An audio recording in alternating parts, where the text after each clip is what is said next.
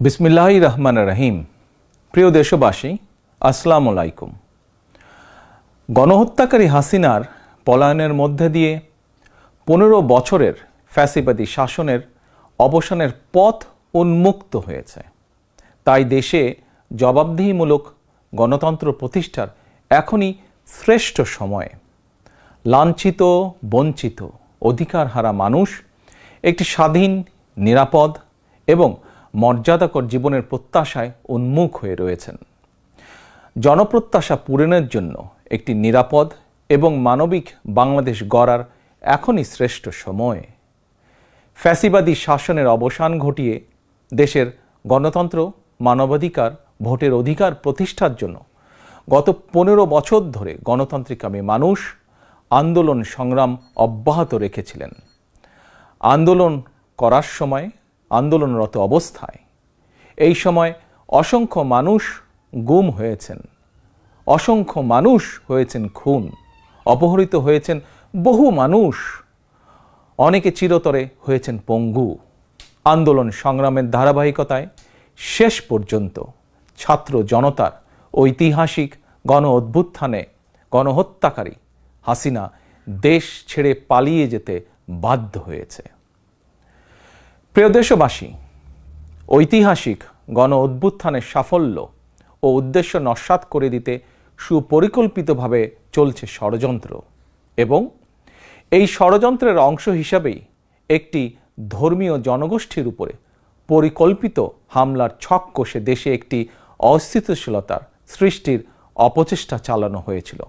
তবে হাসিনা পতন আন্দোলনের পক্ষের শক্তি এবং অন্তর্বর্তী সরকারের সময়োচিত পদক্ষেপের কারণে বিতাড়িত অপশক্তির পরিস্থিতির অবনতি ঘটাতে ব্যর্থ হয়েছে। কিন্তু তারপরেও তাদের ষড়যন্ত্র থেমে নেই। কিন্তু গণ অভ্যুত্থানে চেতনা ও লক্ষ্য সুসংহত করতে হলে বিতাড়িত গণবিরোধী শক্তিকে আইনের মুখোমুখি করার পাশাপাশি জনগণের রাজনৈতিক এবং অর্থনৈতিক ক্ষমতায়ন অত্যন্ত জরুরি। জনগণের রাজনৈতিক ক্ষমতায়নের প্রধান হাতিয়ার হচ্ছে প্রতিটি নাগরিকের ভোট প্রয়োগের অধিকারকে নিশ্চিত করা যে কোনো মূল্যে। প্রিয় দেশবাসী, ক্ষমতার পরিবর্তন মানেই আমার কাছে শুধু রাষ্ট্র ক্ষমতার হাতবোতল নয়। ক্ষমতার পরিবর্তন মানে রাষ্ট্র এবং রাজনীতির গুণগত পরিবর্তন। জনগণের রাজনৈতিক এবং অর্থনৈতিক ক্ষমতায়ন নিশ্চিত করা না গেলে রাষ্ট্র এবং রাজনীতির কাঙ্ক্ষিত গুণগত পরিবর্তন সম্ভব নয়।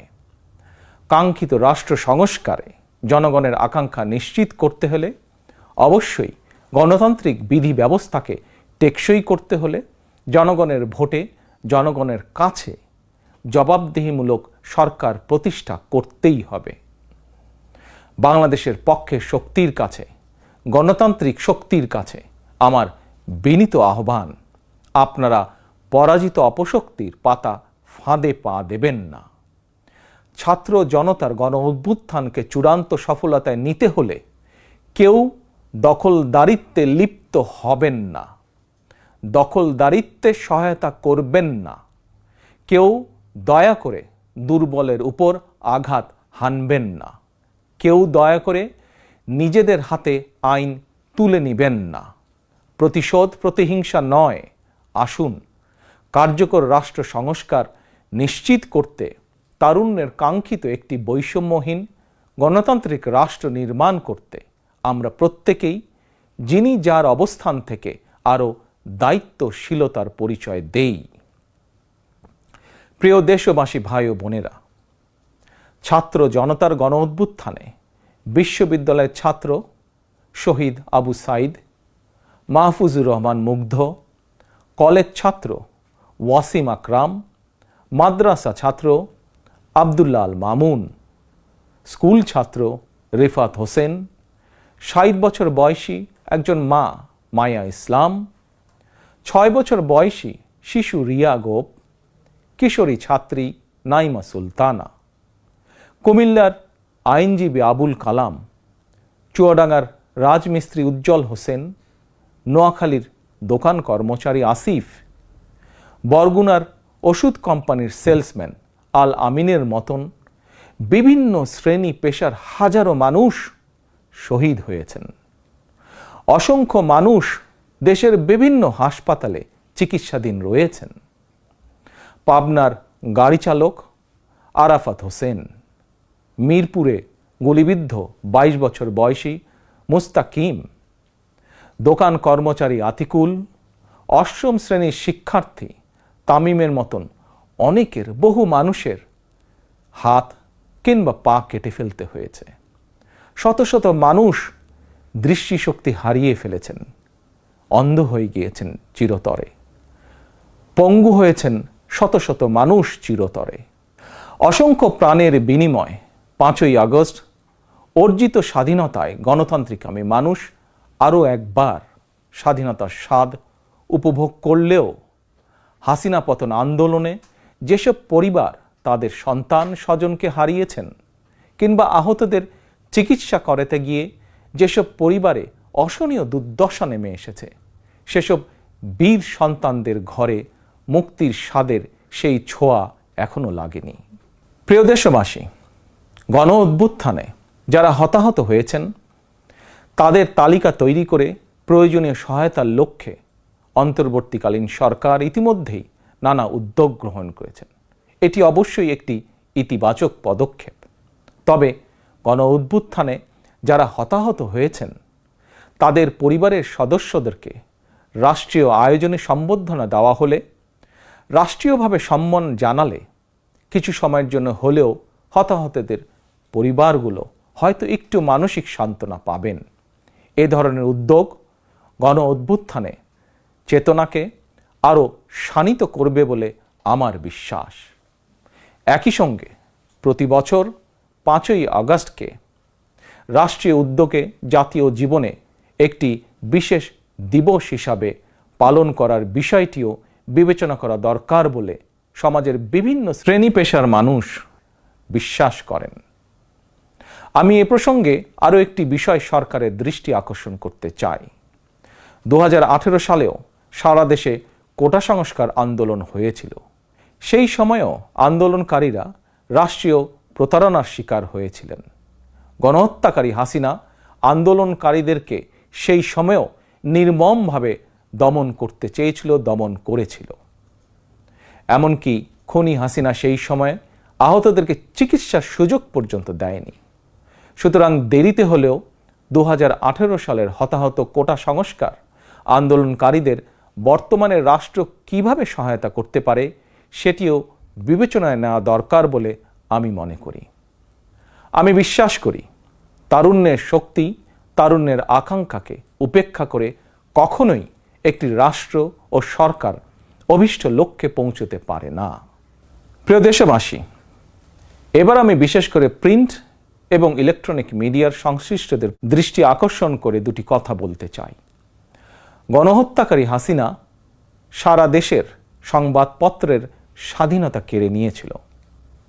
সংবাদপত্রের স্বাধীনতা হরণকারী হাসিনা পালিয়েছে জনগণের অভ্যুত্থানে। জনগণের প্রত্যাশা, আপনারা আপনাদের যার যার সংবাদপত্রে নির্ভয়ে এই শব্দটি লিখবেন, হাসিনা পালিয়েছে। হাসিনা পালিয়েছে শব্দটির পরিবর্তে কোনো গণমাধ্যম যদি ভিন্ন শব্দ প্রয়োগের অপকৌশল নেন, সেটি জনগণের কাছে আপনাদের বিবেকের স্বাধীনতাকেই প্রশ্নবিদ্ধ করবে। আপনাদের প্রতি আমার বিনীত আহ্বান, গত 15 বছরে যেই সকল পরিবারের মানুষগুলো গুম, খুন, অপহরণের শিকার হয়েছেন, ছাত্র জনতার বিপ্লবে হাজারো মানুষ যারা শহীদ হয়েছেন, আহত হয়েছেন, তাদের এবং তাদের পরিবারের দুঃখ দুর্দশার কথাগুলো আপনারা আপনাদের সংবাদ মাধ্যমে তুলে ধরবেন। সাগররুনি হত্যা মামলার তদন্ত এক যুগেও কেন শেষ হলো না, সেই প্রশ্ন আপনারা আপনাদের মাধ্যমে তুলে ধরবেন। জনগণ আপনাদের কাছ থেকে আয়নাঘর নিয়ে অনুসন্ধানী রিপোর্ট দেখতে চায়। হাসিনা দেশটাকে লুটেরার রাষ্ট্রে পরিণত করেছিল। জনগণ দুর্নীতির সেই সব চিত্র প্রতিদিন আপনাদের সংবাদপত্রে গণমাধ্যমগুলোতে দেখতে চায়। গণহত্যাকারী খনি হাসিনা প্রতিবার কিভাবে জনগণের ভোটকে ডাকাতি করে নিয়ে গিয়েছিল, গণমাধ্যমে প্রতিদিন সেই সব চিত্র তুলে ধরে বিশেষ অনুষ্ঠান প্রচারের আহ্বান জানাই আপনাদেরকে। গণমাধ্যমে হাসিনার অপকর্ম ফ্রেমবন্দি থাকলে ভবিষ্যতে আর কেউ হাসিনার মতন ভোট ডাকাতি, গণহত্যায় লিপ্ত হতে সাহস করবে না, যা বাংলাদেশের ভবিষ্যৎ গণতন্ত্রের ভিতকে মজবুত করবে এবং ক্ষমতাসীনদেরকে স্বৈরাচারী আচরণ থেকে বিরত থাকতেও বাধ্য করবে। এবার আমি সারা দেশে বিএনপি এবং এর অঙ্গ ও সহযোগী সংগঠনের সর্বস্তরের নেতা, কর্মী, সমর্থক, শুভাকাঙ্ক্ষীদের প্রতি আহ্বান জানিয়ে বলতে চাই, রাষ্ট্র সংস্কারের পথ ধরে অন্তর্বর্তীকালীন সরকার যথাসময়ে জাতীয় নির্বাচনের তারিখ ঘোষণা করবে। সেই নির্বাচনে জনগণের রায় পেতে জনগণের মন জয় করুন। জনগণের বিশ্বাস, আস্থা এবং ভালোবাসা অর্জন করুন। জনগণের সুখে দুঃখে জনগণের সঙ্গে থাকুন, পাশে থাকুন, জনগণকে সঙ্গে রাখুন।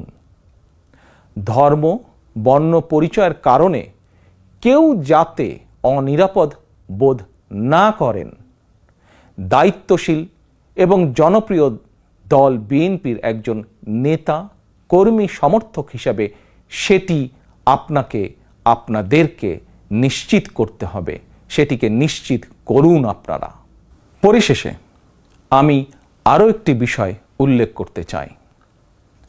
গণহত্যাকারী হাসিনা পতনের আন্দোলনে দেশে ছাত্র জনতার পাশাপাশি প্রবাসী বাংলাদেশিরাও বিশেষ অবদান রেখেছেন। দেশে যখন মত প্রকাশের স্বাধীনতা রুদ্ধ করে দেওয়া হয়েছিল, প্রবাসীদের মধ্যে একদল সাহসী মুখ প্রবাস থেকেই জনগণের সামনে হাসিনার দুঃশাসনের ইতিবৃত্ত তুলে ধরে গণ আন্দোলনে সামিল থেকেছেন। প্রবাসে থেকেই হাসিনা পতনের আন্দোলনের সঙ্গে একত্বতা প্রকাশ করতে গিয়ে কোনো প্রবাসী বাংলাদেশিকে প্রবাসে জেল জুলুম সইতে হয়েছে বা এখনো হচ্ছে। প্রবাসীদের অবদানকে কৃতজ্ঞতার সঙ্গে স্মরণ করে আমার আহ্বান, ছাত্র জনতার কাঙ্ক্ষিত একটি বৈষম্যহীন গণতান্ত্রিক বাংলাদেশ নির্মাণে অতীতের মতন ভবিষ্যতেও সংশ্লিষ্ট দেশের আইন মেনে সাধ্য মতন আপনারা আপনাদের যার যার অবস্থান থেকে ভূমিকা অব্যাহত রাখবেন। দেশে প্রবাসে সকলকে ধন্যবাদ জানিয়ে আমার বক্তব্য শেষ করছি। আল্লাহ হাফেজ। বাংলাদেশ জিন্দাবাদ। বাংলাদেশ জাতীয়তাবাদী দল জিন্দাবাদ।